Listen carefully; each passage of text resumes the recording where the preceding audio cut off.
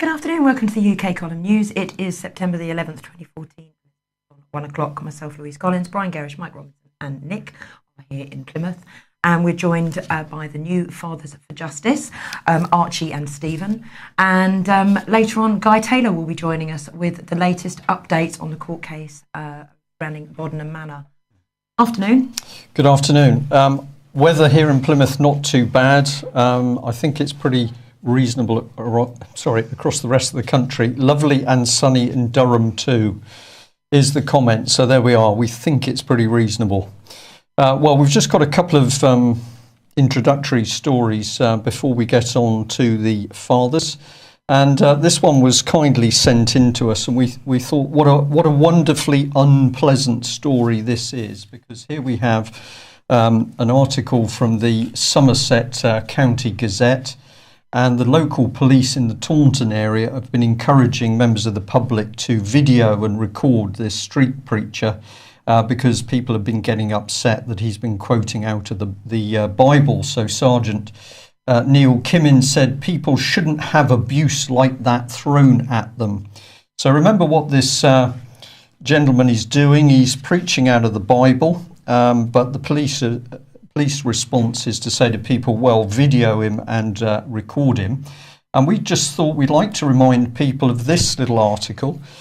So here we happens to be the BBC, but the key bit is that the Ministry of Defence approved the Satanism for use on board British warships. So the first Satanist who was allowed to practice in the Royal Navy, Naval Technician Chris Cranmer, 24, has been allowed to register. So think of the background to this.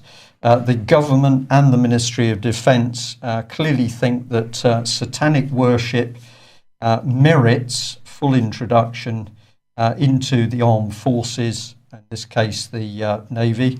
And if we can just bring that up on screen, we'd like to add a bit, because when we just did our little bit of research this morning, we discovered that this gentleman has now been promoted. He's a Chief Petty Officer, and he's actually been given a job in the Ministry of Defence. This is going back to 2008, so Satanism now well established in the Ministry of Defence. And in this article, a spokesman for the MOD said there's no barrier to anyone of any belief joining the armed forces, as long as he or she accepts that the nature of the job is selfless rather than selfish. For somebody who's prepared to accept what the armed forces is all about, like Chris, it's not an issue. So here's the Ministry of Defence saying, well, if you've got a belief, doesn't really matter what the belief is, you can join the armed forces. So there we are. Christians are abusive and should be filmed and recorded, according to Taunton Police. But on the other hand, the British government and the Ministry of Defence promoting Satanism. Is it any wonder we've got a few problems in the country? And of course, if we want to get into the depths of things, and child abuse probably follows on quite well from Satanism, here we are, Robert Greene, now on his 114th day, effectively under house arrest. We're going to keep emphasising, of course, this is not a decision made in court. We haven't had a proper trial yet. Robert still doesn't know the charges against him, but he's still required to report to the police every single day, and he's waiting supposedly for a trial in January 2015. So it's obvious what Scotland's going to be like if Alex Salmond becomes king.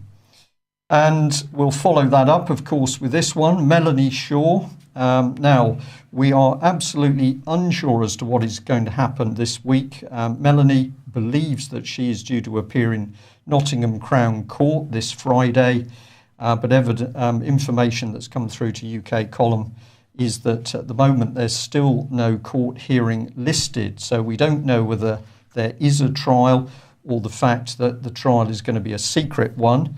Let's remember that this lady, vulnerable victim herself, very brave whistleblower, she's also now been held in prison with no substantive evidence produced against her by the Crown Prosecution Service for 49 days. She's been put in solitary confinement. She's had medication withheld and food withheld. And this is all to make profit for this huge global company, Sodexo. It's pretty horrific, isn't it? Well, final one before we get going on our guests. And I just couldn't resist this. Here is the Mirror. David Cameron strongly rebuked for making false claims about immigration. Well, what is this really about? We just wanted to say probably the headline we'd all really like to see is this one. But notice the language. It's all a bit vague. Well, somebody made a mistake with the figures, and here we go. But there we are. So, Mr. Cameron, maybe we will see this headline in due course. Well, we'll start introduction to our guests with this shot, which is taken off a Facebook page. And it will become apparent once we speak to our guests. But the two gentlemen we're about to speak to are Stephen and Archie. Here they are standing high on a building in central London with a very brave Frenchman. And this is the web page itself. So if we bring them on camera, and then we've got a couple of video clips. Hi, you're right, guys. Hi there. Hello there. So, how long ago was the protest? It was only a couple of weeks ago, was it not? It was on the 12th till the 18th of August. And just tell us exactly what you did up there in London. Well, we six of us climbed the arch at Hyde Park Corner.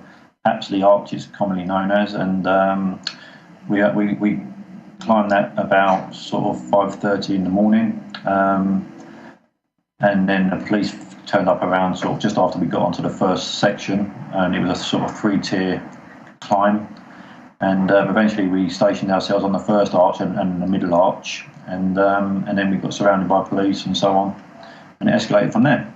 So what was the reason you were up there initially? What's your story? I mean, obviously you're the new Fathers for Justice, but you know, one at a time, really. Just tell us briefly your story. Our personal stories. Yeah. Well, I'm back in contact with my son now, and things are very good between us. But we were previously separated for 10 years, and obviously that's done both of our lives some harm. And I'm quite motivated to make sure I can do whatever I can to avoid that happening to future kids. And Stephen? And me, I've been fighting for my daughter in the family courts for 9 years. She's 10 years old now. I didn't see her for almost a year originally, and then I set in place proceedings to get a contact order. I see her for around 6 years on and off with a contact order, but eventually 2 years ago, there was a scenario blatantly set up, basically, to obtain a non-molestation order against me, against my ex, when she wasn't even in the locality. Yeah, I've got a non-molestation order against her, which was engineered basically in effect to extend her legal aid. That's the only reason for it. It was basically false allegations, escalated out of to the extreme, basically, and then within 2 days I had a non-molestation order against me, which they then twisted around and used that to stop me seeing my daughter too. So, and I'm still fighting. I haven't seen her for 2 years now. And both of you had dealings within the secret family courts. Well, 9 years I've been going through the family courts on and off. Yes. I did originally just to get my ex and my child repatriated, because she began the separation by taking him quite cleverly, I suppose, to a non-Hague Convention country, and it took several court procedures to get them repatriated. But I didn't actually use the family courts from that point onwards on the issues of custody or access, because I knew beforehand there's absolutely nothing you can get for them. They'll just take your money, and if anything, make the situation between the parents worse. They are designed to generate hostile, acrimonious situations from which they profit. So for that reason, I just felt if I couldn't get any reason or humanity from my ex, I'm just not going to get it from the courts. And I genuinely persuade this to other fathers. So far, none of them have been able to take that up, because it's impossible to let go of the belief in their situation that there's justice. You have to hold on to that belief, because if you don't, you lose everything that's precious to you. But for me, I realised that was already gone, and I had absolutely no faith in the court system. Right. Well, I'd just like to show a couple of little video clips, which is the activity, your protest in London, and another one with Exeter Cathedral. There's no sound on either of the two clips, and they're a little bit. The first one's a little bit slow to start, but well worth watching, because in the first one we can see the reaction of the police to one man who's actually come down off the top of the building. I believe that's the French gentleman, and just have a look and see how he is treated, and also the number of police that are present. If we just bring that on screen.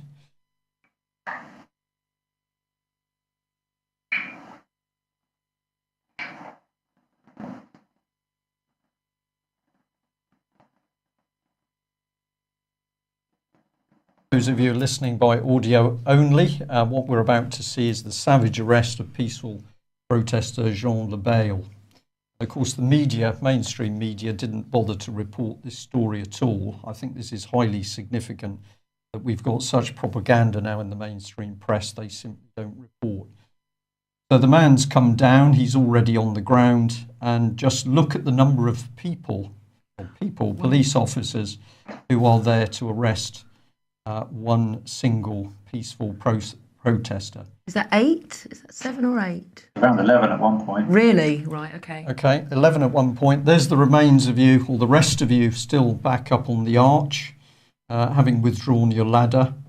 And during the audio of the video on the internet, of course, what you're saying is that this man initially was screaming in pain as police officers were kneeling on him, pinning him to the ground, and presumably twisting his arms behind his back.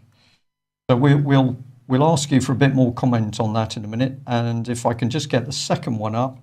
Now this is abseiling down part of Exeter Cathedral. Let's see whether we can get this one to run. And here it goes. So you're coming down the face of the cathedral, unfurling a banner which is going to say, "Pray for children." Takes a little bit of time to get that banner unfurled, because I think the wind is holding it, but we're just about there. We obviously got our policeman lower left and a couple of other spectators. I might guess they're connected with the church, because they're looking a little bit formal. And not too many other people in that shot. Okay, well, that's it, just about there. I think we can read it in a second. So is that correct then? The Frenchman came down off the arch and was immediately pinned to the ground by whatever we're saying, between 8 and 11 police officers? Yeah, they basically jumped on him, held him down. He was just screaming in pain. They eventually literally carried him, about five of them carried him into the back of the van. He wasn't even allowed to walk for himself. And that's when I started filming from the top of the ladder, basically, and tried to get as much on video as possible, and made a bit of a comment afterwards and so on. But yeah, it was unbelievable how they treated him. It was a peaceful protester coming down peacefully, and there was absolutely no need for the physical force that they used. Right. And I think you said to me earlier on when we were chatting that the police, aside from the police officers on the ground, the vans and the wagon and the men and women, there was also a police helicopter put up. Yeah, we had 7 police vehicles, around 4 ambulance vehicles, and a police helicopter on the first day. Way too much, way more than necessary. We had a banner out almost immediately. We were in superhero uniforms, so they knew that pretty much what we were about, and they just wasted resources unnecessarily, and they cordoned off such a huge area, and was completely unnecessary. Right. Overindulgence on public funds, basically. And did you get any members of the mainstream press or media speaking to you? LBC Radio covered it every half an hour on the first day. So we were getting a lot of feedback from other drivers, as it's a sort of commuter show, honking their horns in support. Interestingly, though, it tailed off after the first day to practically zero, and usually it's the other way round. We are mentioned in 1 or 2 local papers, but no nationals, and again, that's interesting because in France, it was mentioned in 3 national newspapers, and from what I was told, AFP news agency in France actually made the comment, "We don't understand why AFP UK are not reporting this." Well, Surprise though, is it? we think it's pretty simple that the mainstream media are controlled by the government, and certainly they don't want to alert the public to the fact that many fathers such as yourself are protesting about the corruption in the family courts. But you've been doing more, and you've created this website, Human Worth. Can you just tell us a little bit about that? I think we should be able to see that. Quite an embryonic website at the moment. There's a single piece of content, which is a 6-minute video. But I'd like to feel that it's different to the normal material that's put out as content by fathers groups previously, because it won't go into any great detail. There's no great stats or evidence. It's just about trying to show people what we believe they already know and understand the rights and wrongs of. So this 6-minute video simply shows children, our children who are more or less adolescent now, expressing how the system harmed them, what it did, and how they've lost out because of it. And generally, it's just there to get some identity with the public on an emotional level rather than an intellectual one, because we feel it's part of the government's strategy to overcomplicate things and spin them around when most of these moral issues are actually quite simple and straightforward. Just for summing up, what do you think the problem is in the system here in Britain at the moment with regard to families and children? What do you think the problem is? What do you think we should be doing to solve it? The system, which is meant to be there to deal with this, actually does the opposite. It creates the problem.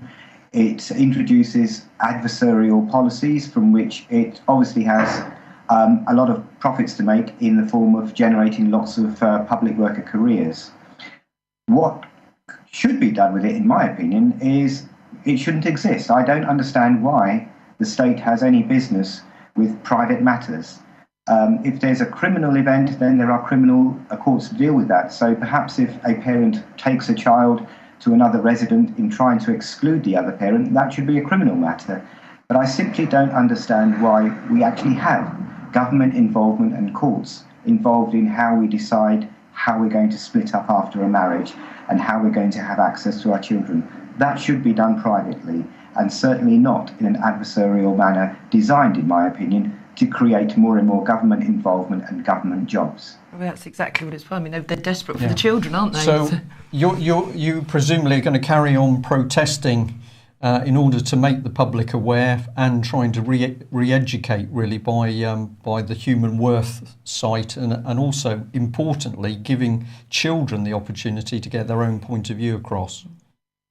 Precisely. Let the children speak rather than the adults speak for them. And yes, I personally feel, and I'm sure Steve feels the same way, that there's a sense of being compelled to do this.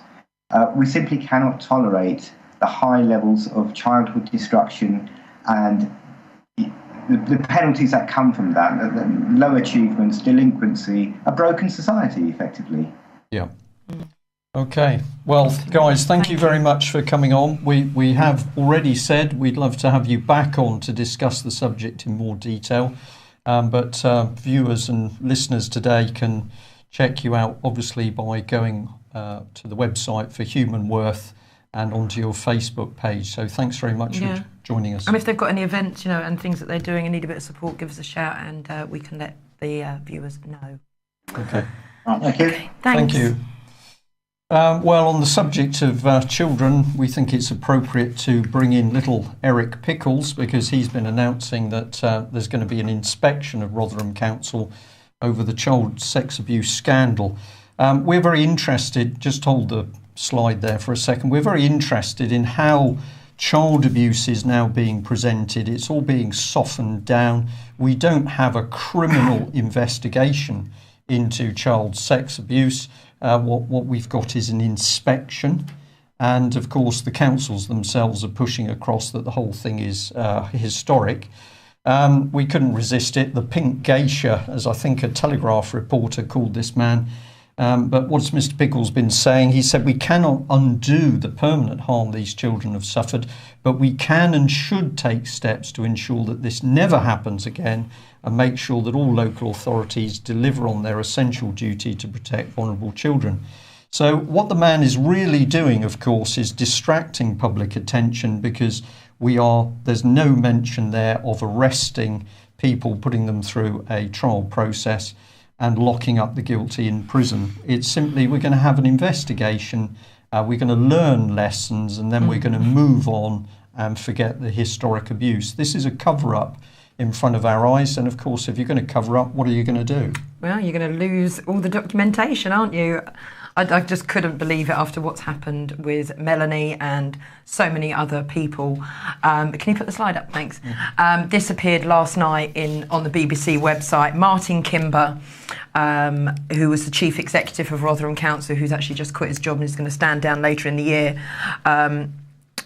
He was called in front of a panel, and he said he had not seen the full 2002 report and never laid eyes on the 2003 report, and only saw the 2006 child abuse report on Sunday just gone.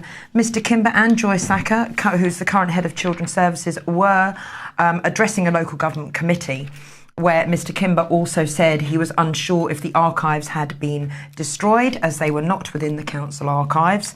And Thacker told the committee that the first two reports did not appear to be referred to in any existing council minutes.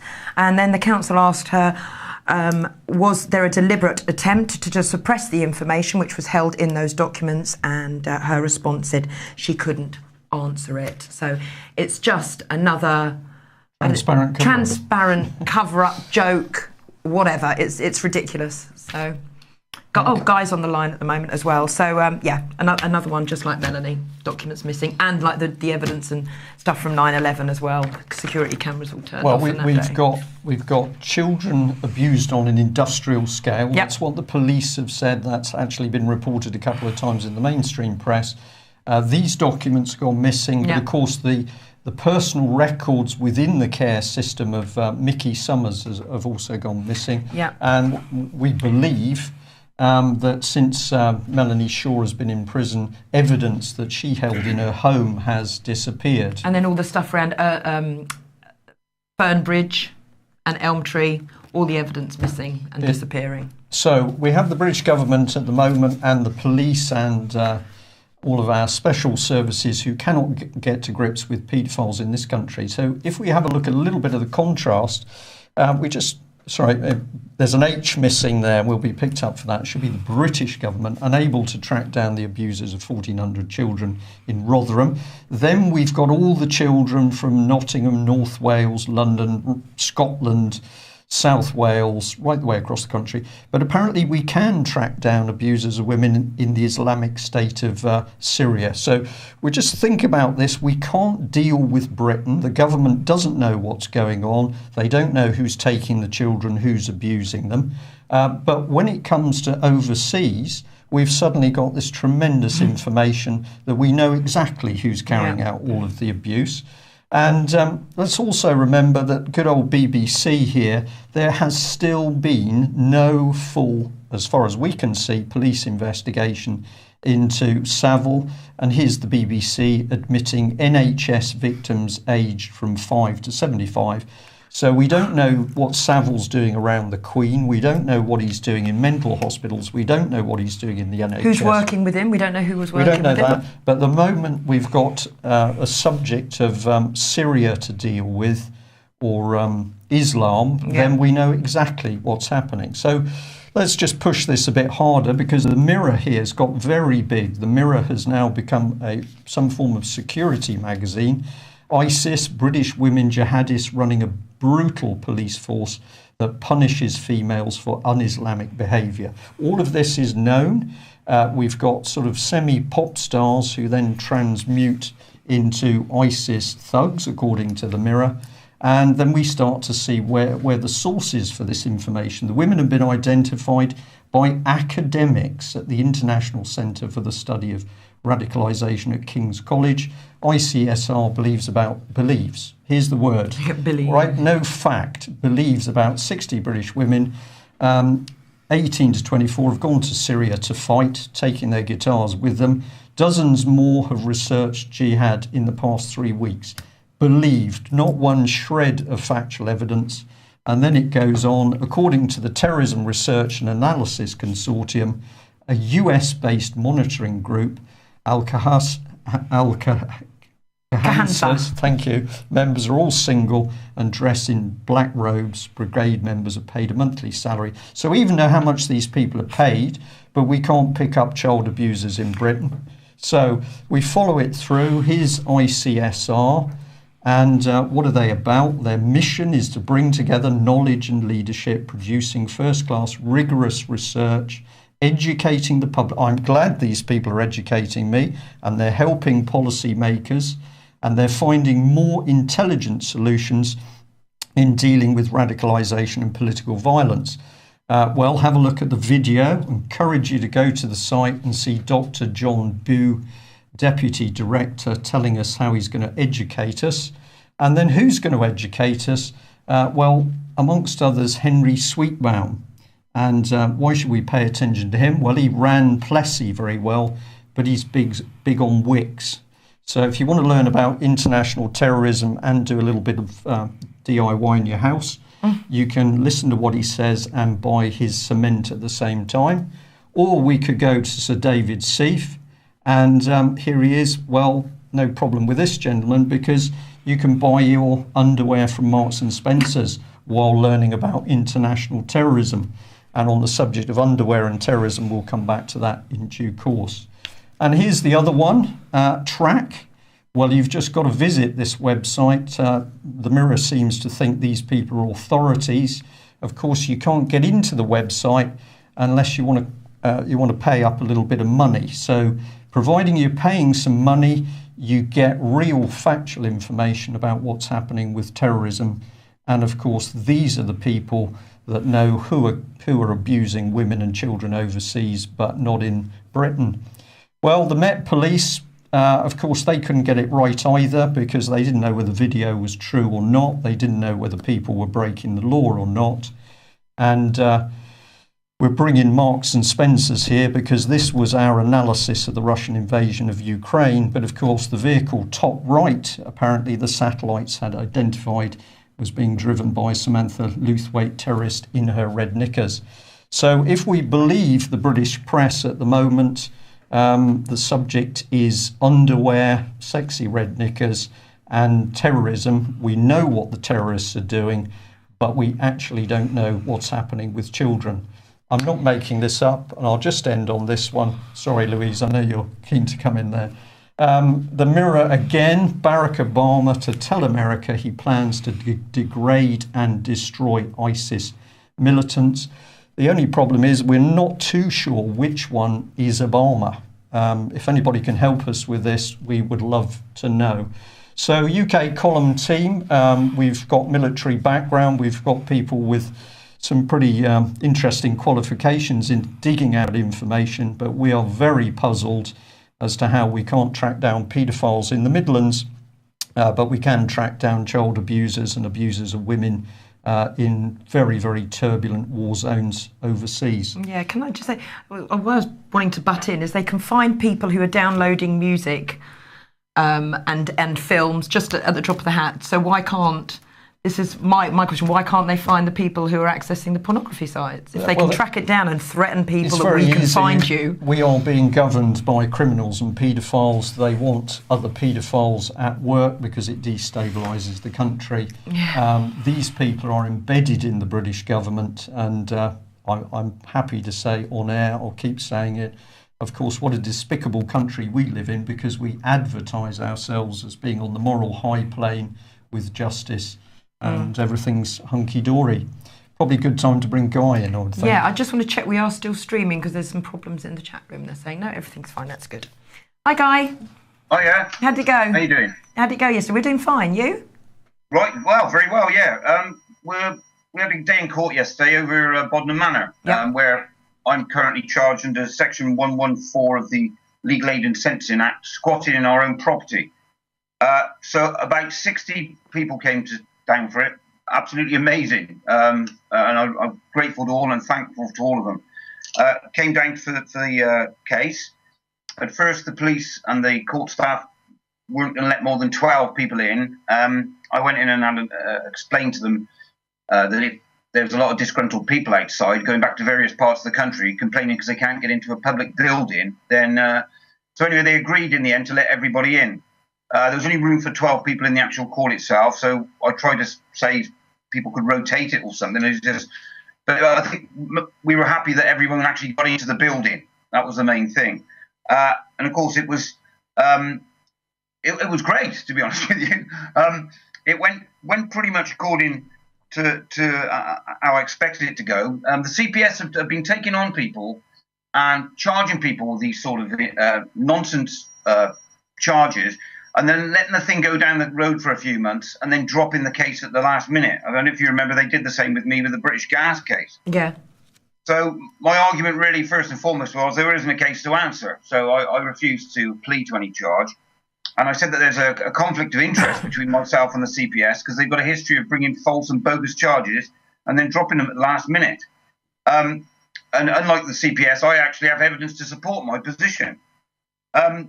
Ultimately, I then sort of reflected to them as well, because on the CPS's own website, as far as I'm concerned, by bringing false charges against people and hanging on to them and then dropping them, knowing that there's no evidence, just keeping the thing away from them for this period of time, they're actually perverting the course of justice themselves. So, and on their own website, the public interest stage and the code for prosecutors says if there's a case of perverting the course of justice, a false complaint was sustained over a period of time, particularly where there are opportunities to retract, which I was giving them yesterday, and the person who made the original allegation has previously convictions for out-of-court disposals relevant to this offence or a history of making demonstrably false complaints, which of course the CPS do. So I basically was trying to turn the whole thing back on themselves. The judge was Judge Cadbury, who I've been in front of many times. Ultimately, we were successful in getting an unless order placed on the case. So they were trying to adjourn it until next February for a trial. But I've said that they haven't got the basic fundamental elements to have it. There's no merit in this charge at all, and they have no evidence, and they've not been able to show it at this point. So there's been an unless order placed on them. So within 42 days, they've got to present the documentation that they need to satisfy a prosecution in this matter. And ultimately, that is certain documents that need to be in front of the court. And these documents are these. This is very interesting because, of course, ownership is a different thing to possession in these matters. But what the CPS have to produce now is documents to prove that the chap acquired the title legitimately, the title for Bodmin Manor legitimately. 2, that the sale of transfer and completion statement for that. 3, the full land registry documents. 4, the title deed showing that his name on. 5, evidence of who purchased the property or the land from me. And 6, any documents to prove that the previous occupiers were evicted. Now, we know that they require those documents because we luckily had a CPS whistleblower, and we've received a document that should have been an email that should have been disposed of as confidential, which states what would be required to satisfy ownership in a case. So I threw that back at them and told them about this, and I told them I knew that they knew they had to satisfy these requirements, and that as far as I was concerned, they wouldn't be able to do so. And so the judge has given an unless order, so they've got to provide those documents within 42 days, else there won't be a case. So, Guy, I'll just come in there. You aside from your case, of course, property being stolen from people with fraudulent documents, you've now started to link in the role of the Crown Prosecution Service in this case, and you're taking it towards perverting the course of justice, that it's actually the Crown Prosecution Service that by driving a case on where there is insufficient evidence to actually have that case running in the first place is more or less taking CPS towards criminal action. And what I couldn't help but think, as you were saying that, of course, is effectively we've got exactly the same thing with this poor lady, Melanie Shaw. She's in prison in horrific circumstances. She isn't even convicted. She's on remand after court cases where the CPS, according to the public who were present in the first hearing, was quietly saying to the judge, well, I'm sorry, Your Honour, we haven't quite got the evidence yet, but if we can put this lady in prison, I'm sure we can cook something up, we can produce it. So it's not just happening in your case, is it? This seems to be a pattern. Have we got a corrupt Crown Prosecution Service? Do you think that's the case? I'd say without a doubt, because it's happening in all these cases, Brian. As you rightly said about that lady, we also have the case of Grace McCasker, which what they do is they charge you with something, knowing that there's not going to they get anything out of it. But during that period of time, if they can stretch the whole thing out and then drop it at the end, you'll just be relieved to be out of jail or relieved to not be on bail to the court anymore. So most people in those circumstances are just grateful at the end that they weren't convicted of anything. And this is where they're going with it. So they're actually breaching their own rules and their own codes of practice. And we can establish this on all fronts. We've actually got the Crown are operating for some level of the establishment to just keep these things at bay. And always, how much cost is involved in all this stuff? You know, and how much cost? They're always moaning about money, but they can always manage to hold people in custody or keep them on false charges for as long as they seem to want to. And I mean, with me, even when I won the case and I was issued a costs order by the judge in the case, it had taken 2 years to get to court to that stage. I still haven't had any money back off that because the CPS are refusing to pay. God. So, you know, we've got a completely unbalanced game here, you know, and it's going on. Endemic it is throughout the whole system at the moment. Guy, what happens after the 42 days? Say they don't come up with what they've been asked to come up with. What will happen then? Will you automatically get Boddenham back? What will be the procedure after these 42 days? Well, there'll be no case to answer in this matter. And then, of course, we're back to square one. I can prove ownership of the property. The other day I said that you know, my father's buried up there, so my family are in permanent possession of the property, as it were. Yeah. Mm. So, and of course, it's possession and ownership. Ownership is the one issue that they don't ever want to breach because they believe, higher up the food chain than us, that nobody owns anything anyway. The Crown own it all. But if they let that out to the public, everybody would stop paying their mortgage. And so I'm very interested in how someone's gained ownership in this matter. I mean, or claims to have gained ownership and what documents they've got to support their position. Because we know that they haven't got anything. All they've got is a land registry document. The day before it was my name on it, and the day after it's someone else's name on it. So clearly under the Land Registration Act, section 107 and 116, any fraud can be ignored. So any fraud on the land registry documents, which is where we are. So we'll see. I mean, the next stage is going to be very interesting. And the 42-day order that's been imposed on this is going to be very interesting if they can comply. Well, they won't. I mean, I'll put money on it if I was a betting man, which I'm not. But we'll see. We'll see where they go with it. Brilliant. It's going to be very awkward for them to justify themselves. Yeah. Just one last question before we must move on. Guy, what was the reaction of the public who came and attended court with you? What did they feel about the case and what they witnessed in the court? Oh, fantastic. I mean, when we walked from the court case, everybody gave us a round of applause and we all went round the pub, round the corner, and I had to talk with everybody as much as I could, everybody individually, because I was just so grateful to get that sort of support. Because it doesn't matter what you say inside these courts, if you haven't got the public behind you, they just steamroll you. So you need the public support, and that's why we try and give as much support to everyone as we can. But yeah, everybody just thinks this is farcical. We had my postman came down with his wife, Martin.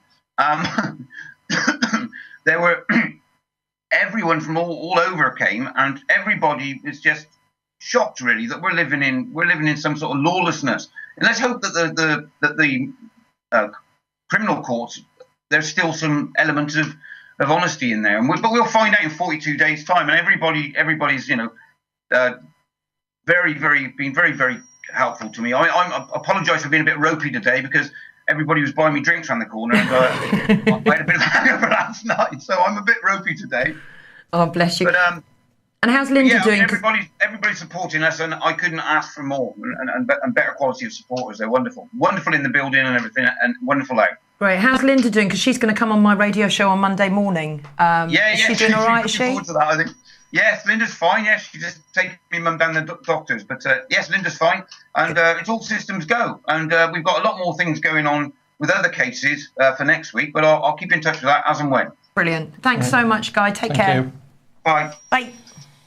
Well, we're going to jump from Hereford to Mr. Gates. Yeah, and Africa. Okay, so really there's no great surprise here that Bill Gates and his foundation have pledged $50 million yesterday to support West Africa's Ebola outbreak.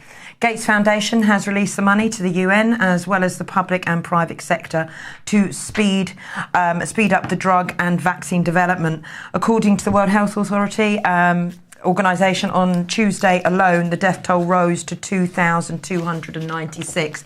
Well, I just want to really remind people what Bill Gates said. This is back at talk, I think February 2010, when he was doing a TED talk, and part of his speech was, the world today has 6.8 billion people. That's heading up to about 9 billion. Now, if we do a really great job on new vaccines, healthcare, reproductive health services, we could lower that number of 9 billion by perhaps 10 or 15%.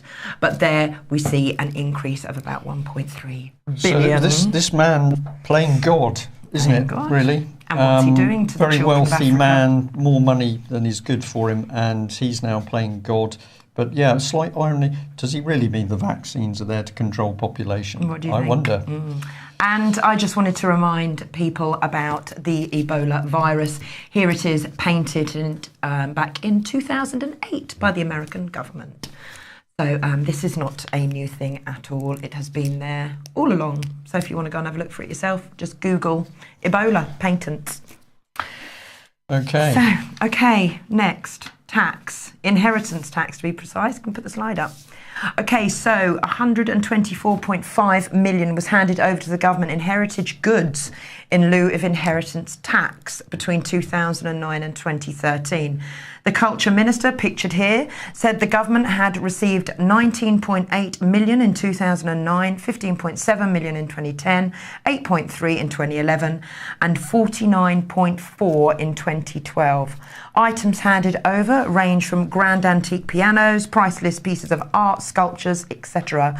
Apparently, this scheme was actually set up back in 1910 by Lord George to do with his own people's budget back in 1910. And it allowed cultural objects to be bequested to the government instead of cash. But Mike made a very good comment earlier that they're just starting to take... What did you say? What was your comment earlier? You said to me when I said about this story? You can't remember. Taking that just possession, I would imagine. Yeah, something right. But yeah, that was interesting. Does that fit nicely with Guy saying, well, everything we think we own, the Crown owns anyway? So exactly. Here's the Crown presumably just taking back its own. Yeah. Okay, and if you weren't aware, today is the 13th anniversary of the murders and atrocities that went on 9/11 in New York, Pennsylvania, and at the Pentagon. And Architects for Engineers here have got a billboard put up in the middle of Times Square, and they have got the use of that billboard until October. So anyone would like to go and show support for the guys, and at rethink911.org. Okay, and a little announcement here. Barley of Uncommon Law, he's going to be over in Waterford Island on the 13th of September. And if anyone would like any consultation with him and speak to him about any cases, you can email MillerEon@hotmail, huh? Owen. Miller Owen, okay, all right. MillerOwen@hotmail.com. Anything to put in there today, Mike? Have you? Any input today? No work to be done? No. Okay. Well, just finally, we'll bring your eyes to the UK column website. New articles going up. Also, we're now going to be tweeting through the UK column website. So we're encouraging people to come to the website to see what the latest news is. And we will shortly be publishing our open letter to... it's already up. All right. Okay, brilliant. Well, there we are. That's hot news because I didn't realise that. So the open letter from the UK column to Theresa May on the subject of a wolf in sheep's clothing, you can have a look on the website for yourself. Thanks for joining us. Bye. Okay. Bye-bye.